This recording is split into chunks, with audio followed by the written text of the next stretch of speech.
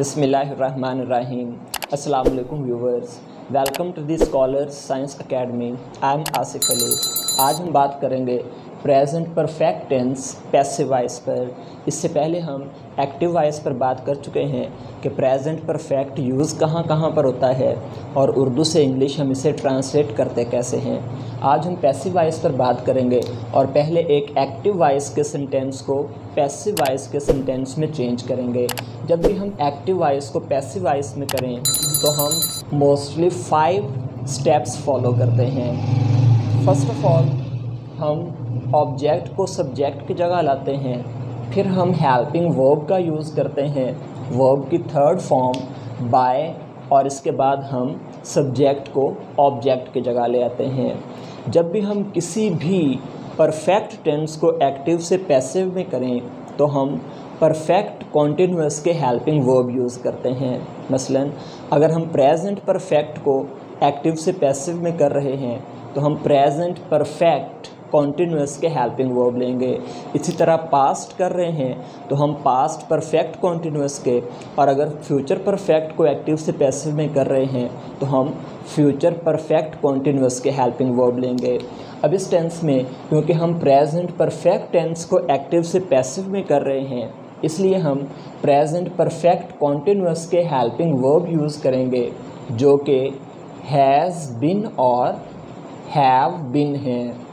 अगर कोई subject singular होगा तो हम हैज़ बिन का यूज़ करेंगे, और अगर कोई प्लूरल है तो हम हैव बिन का यूज़ करेंगे।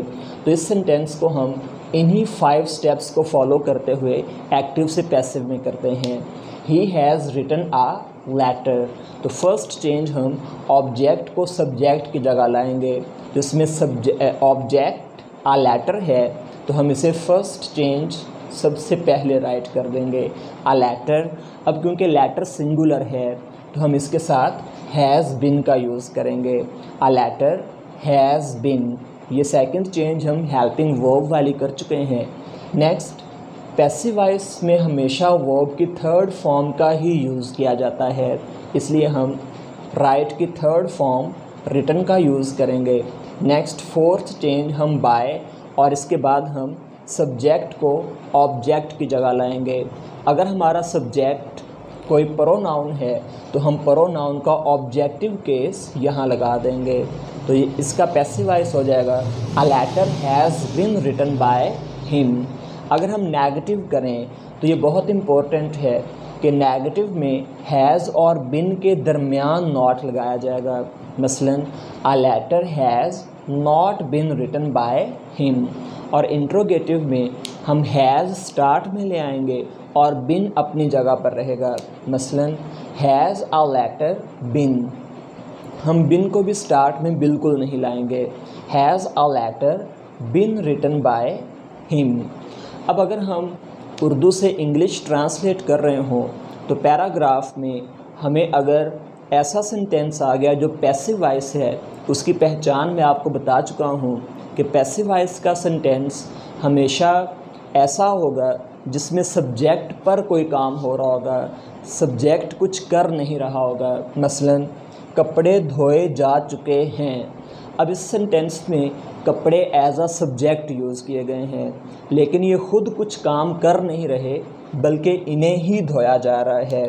तो मोस्टली स्टूडेंट मिस्टेक क्या करते हैं कि इसकी ट्रांसलेशन इस तरह कर देते हैं, द क्लॉथ्स हैव वॉश्ड। दरअसल अगर हम इसे उर्दू में ट्रांसलेट करें तो इसका मतलब है कपड़े ने धो चुके हैं, यानी कि कपड़े ने कुछ धो दिया है, तो कपड़े को ही धोया जा रहा है, इसलिए पैसिव वॉइस है तो हम यहाँ पर बिन का यूज़ लाजमी करेंगे।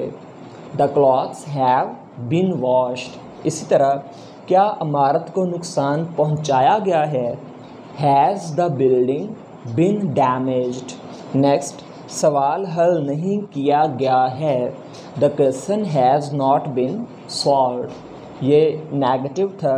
इंट्रोगेटिव में हमने हैज़ पहले यूज़ कर दिया और पॉजिटिव में हमने हैव और हैज़ को अपनी जगह पर ही रहने दिया।